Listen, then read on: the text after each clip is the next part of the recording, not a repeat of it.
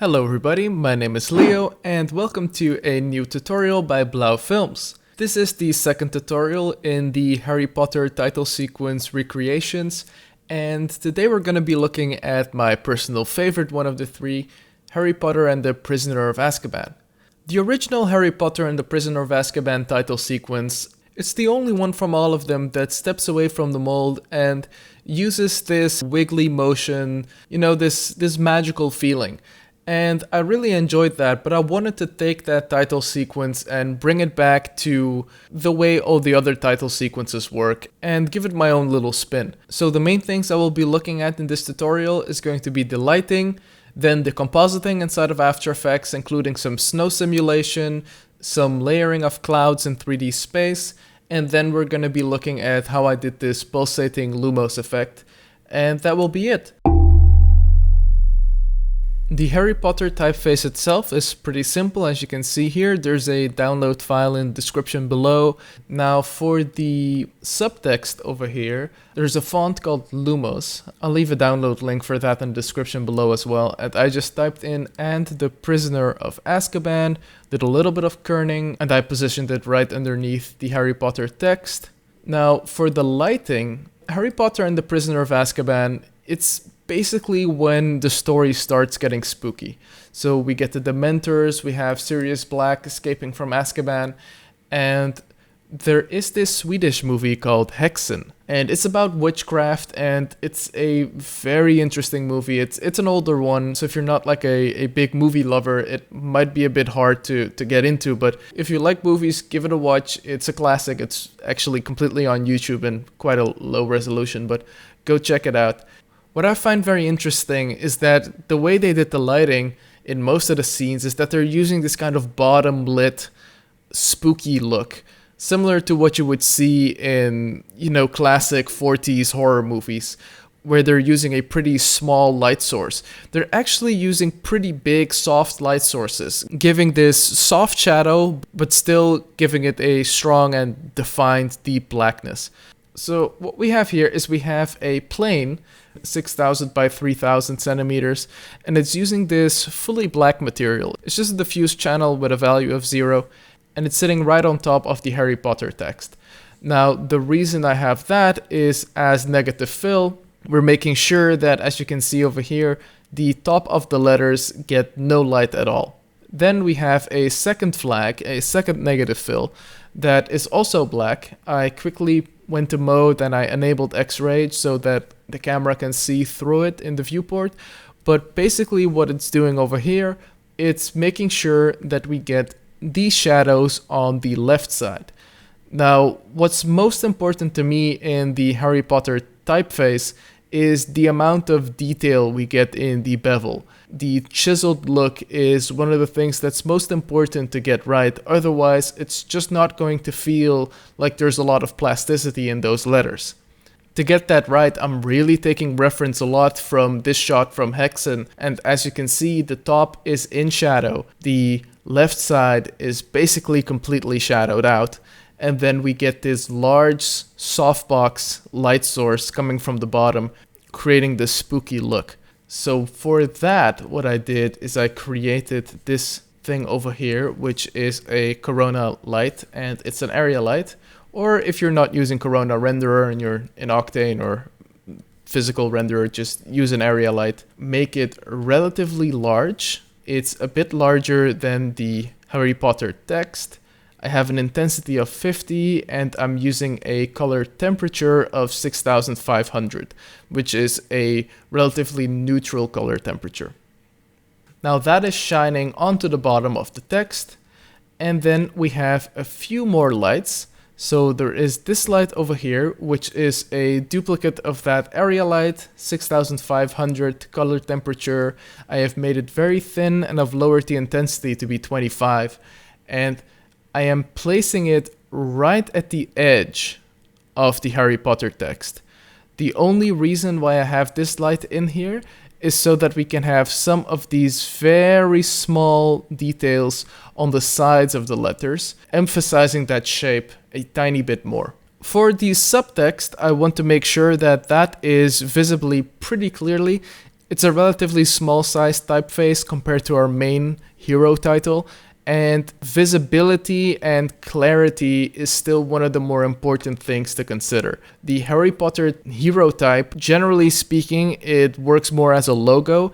You can clearly read Harry Potter, but you also immediately recognize the typeface and the shape, so you already know what it's saying even before you're seeing it. That means we can play a bit more creatively with the dramatic lighting. For the subtitle, I feel like it's very important for the reader to, in a few glances, be able to know what this movie is called. So we have a area light over here that is at an intensity of 5. It is using a white color, and it is just shining right in front of the Prisoner of Azkaban subtitle. Inside of the Include tab, I have selected the mode to include. I selected this cursor over here, and then I selected all the layers inside of the and the Prisoner of Azkaban null objects, meaning that this area light won't be affecting our Harry Potter typeface. Now, similar to in the previous tutorial where I described having some magical rotating lights, I'm basically doing exactly the same. So if you check this cloner over here, I have a corona light. It's set to object and set to sphere with a radius of 20 and an intensity of 25. And I've put it inside of a cloner which I have animated. So the cloner is animating the rotation, and if I just simply solo that out, you'll see what it's doing. It's basically just rotating around the typeface. Now, the cool thing about this is that every 2 seconds, you're getting a little highlight that's moving around the letters, really emphasizing again that plasticity of the letters, really giving that extra cowbell to the shapes of each of those bevels and chisels. If you're able to introduce moving lights into your 3D typography, I would like to say it's an overused trick, but it's not really an overused trick. It's just so ridiculously effective at making sure you give that drama and give that cinematic sense and weight to the shape of your letters. So we added a second one as well. Now, this one is doing the same thing, however, it's rotating in this direction. As you can see, the Z-axis over here, that's the one that stays stable. We're basically rotating over and around the letters. Finally, we have a sky, and this sky is using this HDRI over here. It's just a corona light material, and we have a HDR of a snowy park. I got that from HDRI Haven. I have an intensity of 2. And what that is doing is giving this snowy environment look, this cold reflection inside of the Harry Potter typeface. Cool. Now let's check the camera. In the previous video, I explained how I did some Gorilla Cam. It's basically I have a input cam with a keyframe at the beginning and a keyframe at the end. And then I just added Gorilla Cam on there, and I baked out all the keyframes with some subtle details. The camera settings are the more important ones. I have a focal length of 35 and the focus distance is all the way in the back, and it stays in the back, so we're constantly getting more and more out of focus of the Harry Potter text. The camera settings here, we have an f-stop of 5 and a shutter speed of 300. We have a photographic exposure checked, highlight compression of 1.2. We do really need the 1.2 highlight compression because we're basically shining a shitload of lights at the bottom of this text, and you want it to feel spooky but diffused. Have the bloom and glare set with a bloom intensity of 0.2 and a glare intensity of 0.02. I didn't really want to have that many glares going on in this. Sharpening is turned on, depth of field is turned on with a bladed aperture of 7 blades. And then these are my advanced bokeh settings, 1, -0.5 and 0.5. Now let's quickly have a look at the silver material, because it's basically the same material as the gold material that I used in the Chamber of Secrets example, but then the reflection color is set to white. So to make metals, make sure you have no diffuse channel, and then you have your reflection channel with a Fresnel IOR to 99. Alright, so this is what you get. I've exported this as an EXR sequence. The render times are pretty heavy. It's mainly due to the geometry of this Harry Potter text. I had to leave it render for 1 or 2 nights, but when it was done, this is the result we had. And yeah, I guess it's time to get into compositing. Alright, welcome to After Effects, everybody. So, decompositing. This is our final composition. I will quickly jump into our main working comp and I'll go through everything that we did. All the green layers are the ones that we have been using. So we have 49 layers. Let's get into it. The first thing I did is I imported the Harry Potter title sequence. One little technique that I would like to explain you right now is how to get rid of fireflies inside of your render. So sometimes if you're using these highly glossy materials and you're not giving it enough render passes, you get these fireflies. A simple denoiser, generally speaking, doesn't do the job of cleaning up your fireflies. I have found this technique that actually works pretty well. I imported that layer and I added a fast box blur. I have a blur radius of 0.1 and 3 iterations. Basically, we're just blurring out the background, erasing the fireflies.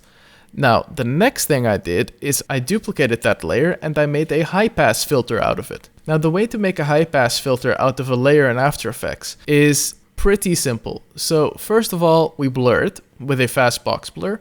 Put the radius to 1. Then you go to Effect Channel Invert and you invert that layer. And then you go to Effect Channel CC Composite. And CC Composite, what it does is if I reset CC Composite, it basically just recomposites the original on top of whatever it is that you're working with. Now, if you put that to 50%, look at what happens. You get a 50% composite of the original on top of the 50% inverted version, and the difference, which is your blur radius, is what is showing up as this bright value. Because we are working with a 50% gray layer, we can just set that layer to soft light, essentially reintroducing the details into the background.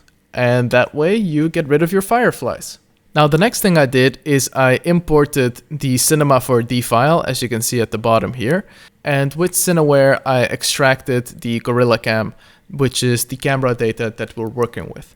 So now everything starts to get more interesting and we can start layering our cloud assets. So in the back I basically duplicated the same cloud setup that I had for the previous video. I have a sky layer, which I masked out the top from, and I have a sky layer from which I masked out the bottom. I have placed them at different positions in Z depth. The sky is at 15,000 and the clouds at the bottom are at 10,000, meaning that once we start moving into Z space, there will be a little bit of almost unnoticeable parallax between the two. Now, what I wanted to do is I wanted to create this snowy, misty, foggy look. One of the things that's important to know about fog is that you get a lot of volumetric light. You get a lot of bounce light that's going on throughout the sky. So what I did is I duplicated that sky layer and I created this circular mask with a feather of 2000 pixels, a very large feather. And then I gave that layer an exposure control and I just bumped up the exposure to about 3. Now I know that this looks completely overexposed, but it's fine because, you know, we're working in 32 bits and we can basically then just add a adjustment layer on top. And that adjustment layer, let me do one effect at a time so you see what it does. I went to color correction photo filter, which in my opinion is still the best way to create a day for night effect. And here you go. Now I set the color to custom and then I chose a kind of mid-bluish area. Basically, I selected one of the colors inside of the Harry Potter typeface, and then I just darkened it down, made sure that we get to some desaturated variant of that. Then on top of that, I added a exposure adjustment with a gamma correction of 0.7. Now we're really starting to get the typeface to pop from the background, but we're still maintaining some kind of detail in these clouds over here. And finally, we added a camera lens blur to get that out of focus, just to give it a bit more separation between the two layers. So now comes the point where I start talking about my own products, I guess. The layer you see in the background, the cloud assets, they come from one of my own products. It's the Skyline RAW pack. I've been using this way too much recently. It's basically 60 raw images, 5x3K, from a bunch of different skylines. If you have your own skyline assets, be sure to use those, but these, simply due to their size and the fact that they're raw so that you can make some basic color adjustments inside of Camera Raw before you import them into After Effects, that's basically what has been saving a lot of my time when it comes to matte painting. Other assets that I use, which are the ones that I'll be using right now, are single unit clouds. So I have this pack over here. It's the 400 plus raw cloud pack. It's basically the first Blau Films product we ever released.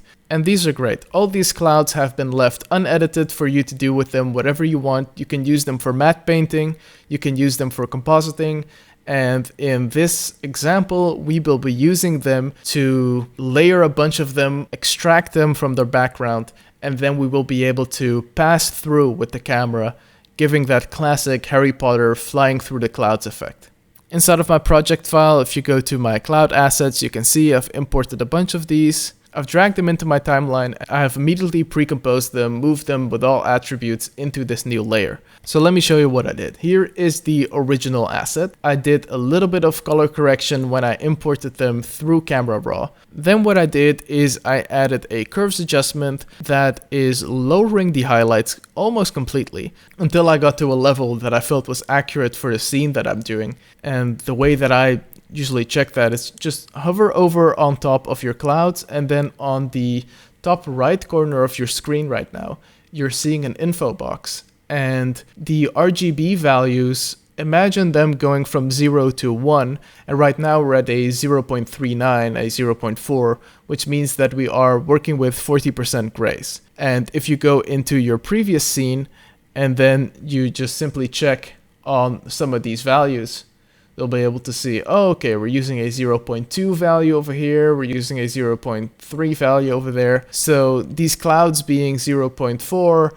is already generally the correct ballpark. Now, I've then duplicated that layer and I've created this layer. It's an exact duplicate. I have added a color correction tint effect to make sure we have black and white. And then I've added an exposure effect, which crunches down the gamma correction to 0.2 and increases the exposure, essentially creating a luma mask for our bottom layer.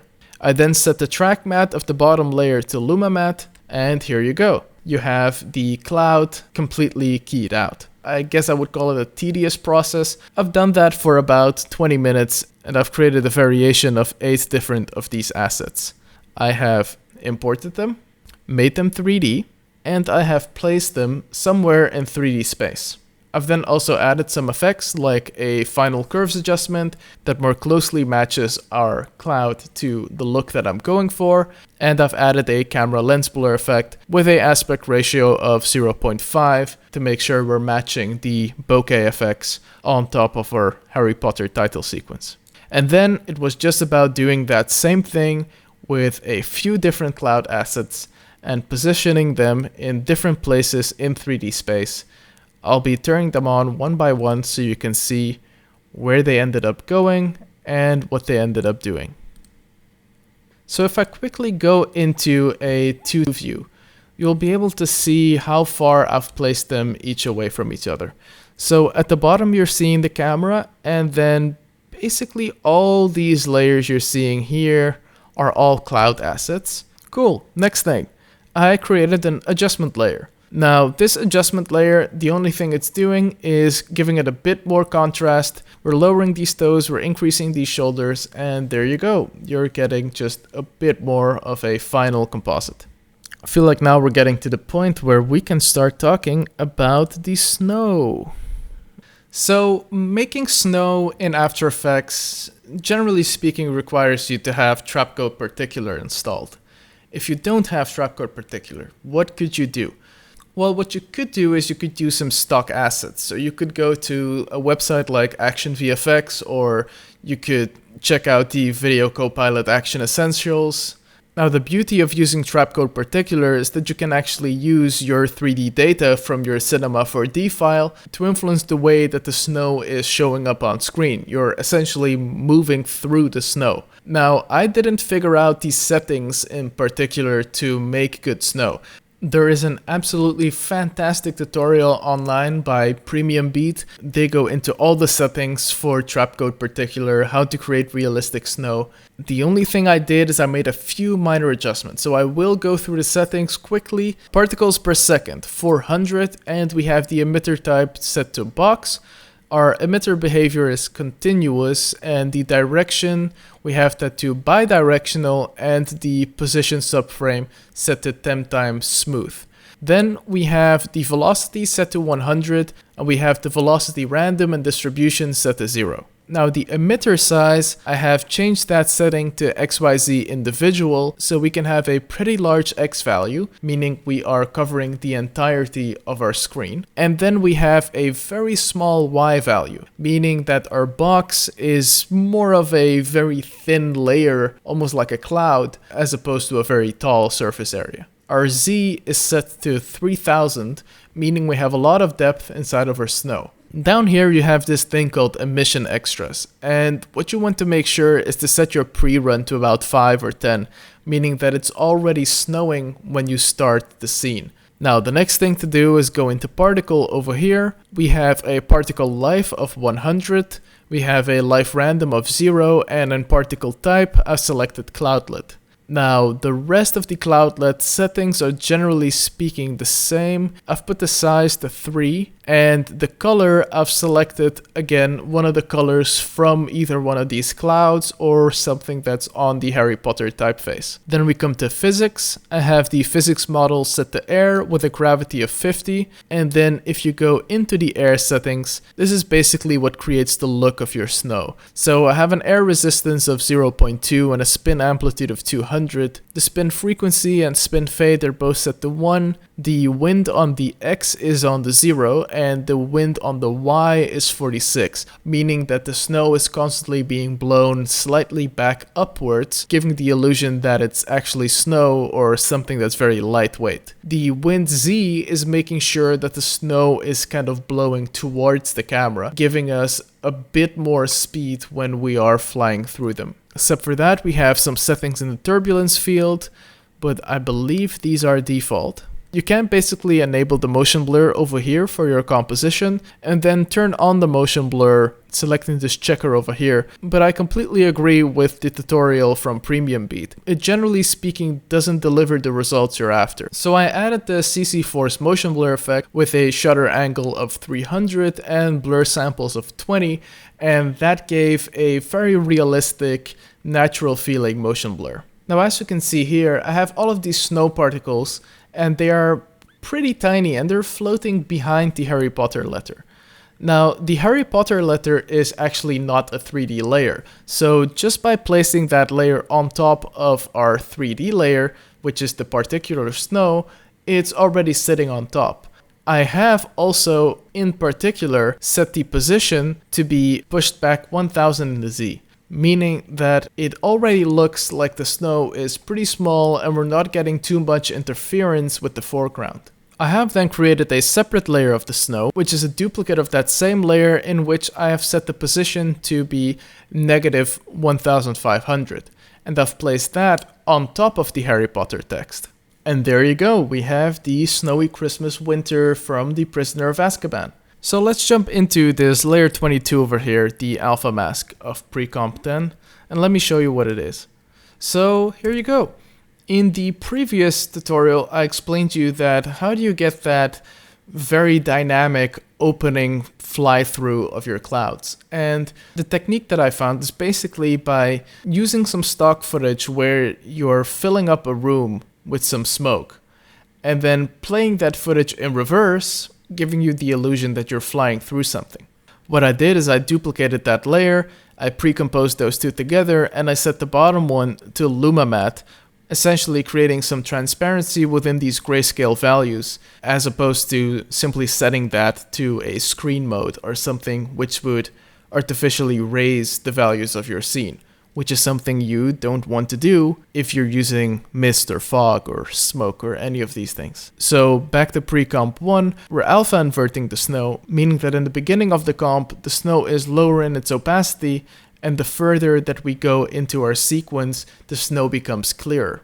I've set that track matte up for both the background layer as the foreground layer of the snow. There's a pre-comp then over here, which is set behind the Harry Potter text, and it appears at the end of our scene. And you can already see it there. If I switch it on and off, there you go. If I switch it on and off, you'll see it's basically that same fog entering the room effect that is also played in reverse. And I've put it behind the Harry Potter text so that it feels like we're not only going through one layer of clouds, but there's also another layer of stormy snow clouds that's behind the Harry Potter text. Now, as you can see, we have this transform effect on that layer. And the reason why I have that is something I explained in the previous video as well, but I wanted to get the X and Y data from the Gorilla Cam, but I didn't want to make it a 3D layer because that would, just create two camera movements, one on top of the other. So the way that I did that is by going to position, hitting P for position. And then on the position, there is this control click option, which says separate dimensions. And if you do that, you get an X and Y value separately. You can just alt click these and then just drag your pick whip tool to your Gorilla Cam. And then you have to set your transform expression to 0, meaning the first position in the three positions, X, Y, and Z, is 0, meaning X. And then Y being set to 1, which is the Y value in the Gorilla Cam, and 2 would be the Z value. The only problem you run into then is, as you can see in the viewport, it offsets the anchor point of your shot to be on the top left corner of your composition. And the way to counter that is by then going to Effect, Distort, Transform, and manually using a position effect that repositions your shot to be in the center of your frame. And just to be safe, I've then increased the scale to 102% to make sure that even if we're not pixel perfect, we don't actually have any problems. Now let's move on to layer 15, this pre-comp 22. If I turn that on, we get some fake volumetrics going on here.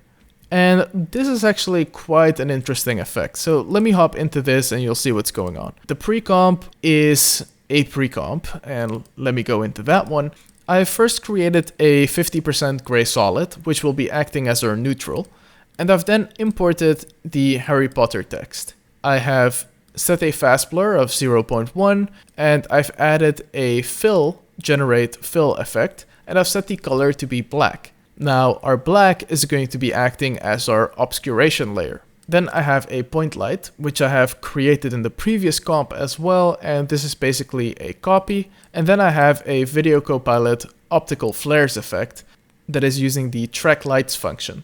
And finally, we have the Gorilla Cam, which is making sure that our point light is set in 3D space, which in turn makes our optical flares be in 3D space. So what we have here is a neutral, a obscuration layer, and a highlight. And if we pre-compose all these things together, we can use this effect called CC Radial Fast Blur, in which we animate the center to be following somewhere near the light, and a zoom set the brightest at an amount of 99. And as you can see, you're creating this illusion of volumetric light. Now, if you go to 100%, you completely lose all the detail in your obscuration layer. So you basically want to be either somewhere around the 70%, or because I'm doing this foggy environment, a 99% works perfectly fine.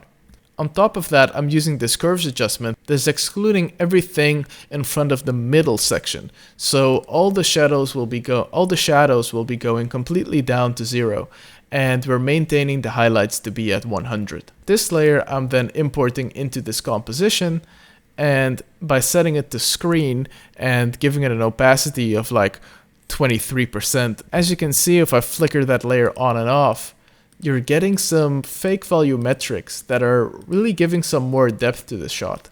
So let's turn on the point light, which I have created in here, of course, as well. Now essentially nothing changes in the point light. One thing I would like to mention is that if you have a point light in your scene and you have a 3D layer, you will have to go inside the material options of that layer and make sure that accept shadows and accept lights is turned to off. Now over here we have the optical flares layer, and if I go right in there, we have a black solid, the point light, and the gorilla cam, basically all copied from the previous composition and then pre-composed all together so that we can just overlay the optical flares layer as an add layer as opposed of having all these calculations inside of the same composition.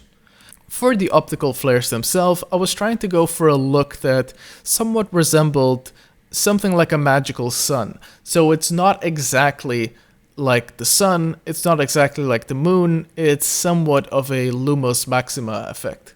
Most of this effect is actually based on one of the pro presets we have. It's the sunspot effect, and I've lowered the scale and I've added and removed a few of these tiny details. If I just go through these, you can have a look at the settings, note them down, and either copy this or, just play around with optical flares and do the thing that you want to do. Find a look that you enjoy. But basically what I was really trying to go for is this rainbow effect around the cold light color.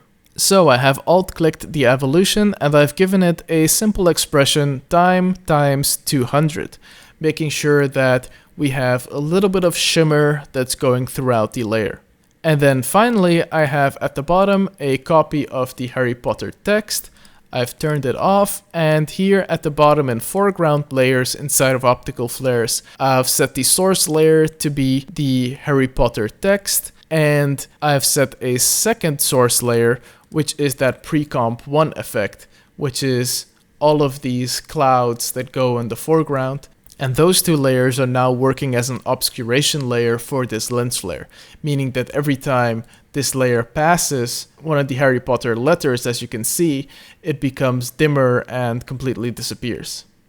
Now back in our working comp, we're actually almost done with this tutorial. We have this pre-comp 21 over here, which is probably the most interesting part of this tutorial. So in the third movie of Harry Potter, when Harry does Lumos, one of the things I find interesting is that the rainbow flare around the source actually pulsates. It keeps growing and disappearing. And I actually for the longest time had no idea how to do this. This is what I ended up doing. My idea was, let's create a duplicate of that whole optical flares layer. And inside of this one, let's just remove all the layers except for that ring. The next thing I would like to do is technically just animate the scale. But I don't want to animate the scale. I want to give that pulsating effect by some kind of time parameter. The idea I had, which just happened to work, was what if you create a new black solid layer? And then onto that black solid you go to color correction, colorama. In that colorama, if you then go to your preset palette and change that to ramp gray, you've basically created exactly the same thing. You're just giving a black and white effect on top of your black layer. And then if you go to your input phase and you alt click the input phase and you give it a little expression like time times 200 again, you're creating a pulsating light value that goes from black to white and then cycles through it again at the speed that you are selecting down here. So 200 was fine for me. And the idea was, how can I write up an expression that will use the luminance value from this layer to influence the scale in the optical flares layer? And thanks to some Googling, I found out a way to do it. It starts by creating a new null object, and I've named that null object size control. In that size control, I went to effect, and then expression controls, and then slider control. And you get this slider over here, and I've named that slider scale. If I go to the options of that scale, so I alt click the scale slider, and then there's this expression over here. Now this is a mouthful, but let me try to go through this and explain what's going on. So we're going to target equals this comp layer optical flares 3, which means we have target and then we pick whip that optical flares layer. dot this comp layer black solid 11, which is our gradient pulsation layer. Now don't forget this semicolon over here, and then we get sample point equals a random coordinate of your bottom layer, so 960 by 540, and then sample location. Next, sample size equals 50 by 50. It doesn't matter because our entire layer is the single color, which is the sample area in pixels. Then we have a luminosity, which equals RGB to hue, saturation, luminance. Target the sample image, and then the sample point and the sample size in the second index of the hue, saturation, luminance. Now the second one, as you remember from the previous composition, is actually the third one in this row, because 0 is hue, saturation is 1, and luminance is 2. And then we have to convert that stuff into some kind of a linear value. So we have linear, and then bracket, luminance, 0, 1, 0, 100, and then I did times 10. Now that mouthful of an expression actually works. Then we go into the optical flares. We alt-click the scale, then we go this comp layer equals the size control dot affect scale slider, which is the slider that we've just created that expression for.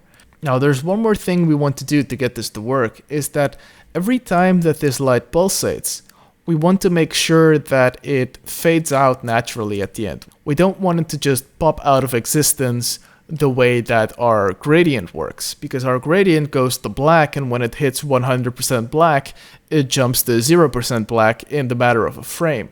And we want to have this natural fade out. So the way that we do that is inside of our optical flares layer, we are going to add one more expression to the opacity. Now have a look at this expression. We have 350 minus this comp layer size control affect scale slider, which is that same slider that is controlling the size of the scale of this optical flare. We're also using that to define a subtraction value for the opacity of our layer. Now, what does that mean? Summarized, what that means is we have a gradient layer that goes from 0 to 100 within a time expression.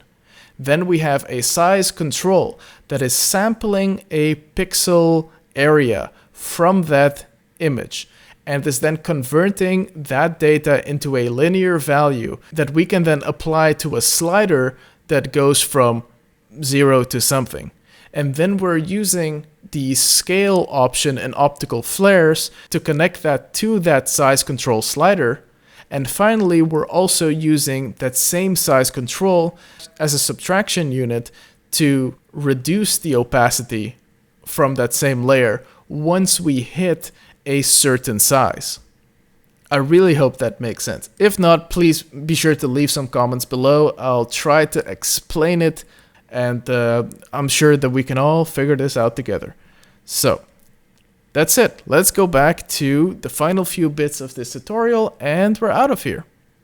So the next thing I did is I exported a Z-depth pass from Cinema 4D. And the only thing that does is it says everything that's further away in the background, we give that the color of white. The closer you get to the foreground, the more black it will become. The reason why I use that is that we can create this kind of a haze effect that will slowly disappear and slowly introduce a more clear version of the Harry Potter text. So I have imported that, I've turned that off, and then I've created a solid, I've added a gradient ramp effect. I've put the top of the ramp to be this gray color over here and the bottom of the ramp to be this grayish blue color. And I've just put the ramp top to be around the center and the ramp bottom to be around the bottom over here. And then I luma masked the top layer. So we go to pre-comp number 4. This is basically a duplicate of that original pre-comp we had with the clouds flying through, but this one is actually set to a normal mode, and we are using it all the way in the beginning of our shot to completely exclude the Harry Potter text. This is our main fly-through cloud. Then I have a pre-comp number 10, which is also basically the same layer, and I'm layering that on top of that as well with a keyframed opacity at the end, just adding some more of that depth in that cloud, really making it difficult to see what we're looking at in the beginning, and then the more we fly through, the more clear everything becomes. Next, we have a duplicate of that optical flares layer, and we are using a fast box blur effect on top of it. And as you can see here, we are just creating that kind of volumetric look inside of the clouds. One more pre-comp 10 going right on top of that again, making it even darker. And then we basically finish this off by adding a adjustment layer with a exposure of 0.6 and a gamma correction of 0.65. You'll see, there you go, that's basically the look that we're after. So then I pre-composed all of these things together, and we got here in our final composition, in which I first added a distort Bezier warp effect, and I gave all of the vertices, the top left, top right, bottom left, bottom right, a 30 increase or a 30 subtraction, basically giving it some Bezier curves at the top and the bottom of the screen. Then I added a channel shift channels effect, taking the red from red and turning green and blue off. I duplicated that layer and I changed the shift channel to take everything from green, and I added a optics compensation effect with a reverse lens distortion of 10. And then finally I duplicated that layer one more time, taking the blue from blue and turning the red and green off.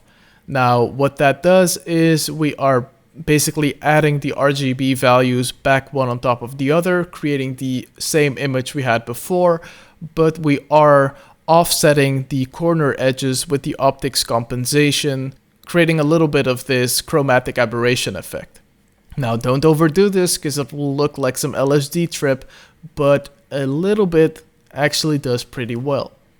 Then what I did is I went to my composition settings and I changed it to a 235:1 aspect ratio, changing the height to 817, essentially cropping out the top and the bottom where we had the Bezier warp.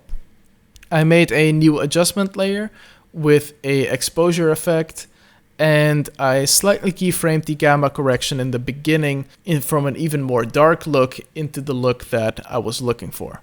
I added another adjustment layer in which I first tried to play around with the curves adjustment, which I didn't really like, and then I added a tritone effect with a highlight of this color, a midtone of some kind of moldy green, and a very dark purple as a shadow color with a blend of 86%. That gives this title a little bit more of that cinematic film stock look that I feel like blends everything together very nicely. I followed up by creating one more adjustment layer, and I made an elliptical mask of which I selected the Beziers of each corner and I pulled it up towards the edges, and I added a camera lens blur and a exposure effect to it. I set the mask to subtract and I put the feather to 125, creating I guess a sophisticated vignette or something like that. Now the next and final adjustment layer I added is a camera lens blur effect that basically goes from 0 to 15 at the end of the shot, blurring everything out, giving it some kind of a conclusion, and then that's it. I added 2 instances of Cineclassico film grain. I set that to soft light. I quickly lowered the curves to make sure that it's not increasing or decreasing any of the values of the shot. And that's the final look. I had a lot of fun making this Prisoner of Azkaban title sequence, especially figuring out some of those expressions to make that Lumos pulsate. That was a lot of, well, in hindsight, it was a lot of fun. It was mainly stressful when I was trying to do it, but I hope this is helpful to you. I hope you learned something new. Thank you very much for watching. I'm very excited to see this channel slowly growing. We're at 400 subscribers or something right now. Thank you very much for all of you who stick around. I do gotta say, hey, more than 95% of you viewers are not actually subscribed. So, you know what you gotta do, right? You know what you gotta do. Be sure to subscribe because there's a lot of very interesting content coming up. I will be making one more quick tutorial on the final Harry Potter title sequence. Me and Eric will be making some interesting lighting tutorials. Stay tuned for upcoming science fiction short film, Syntactic Labyrinths. So yeah, there's a lot coming on the horizon. Thanks a lot for watching again, and hope you have a great day. Bye bye.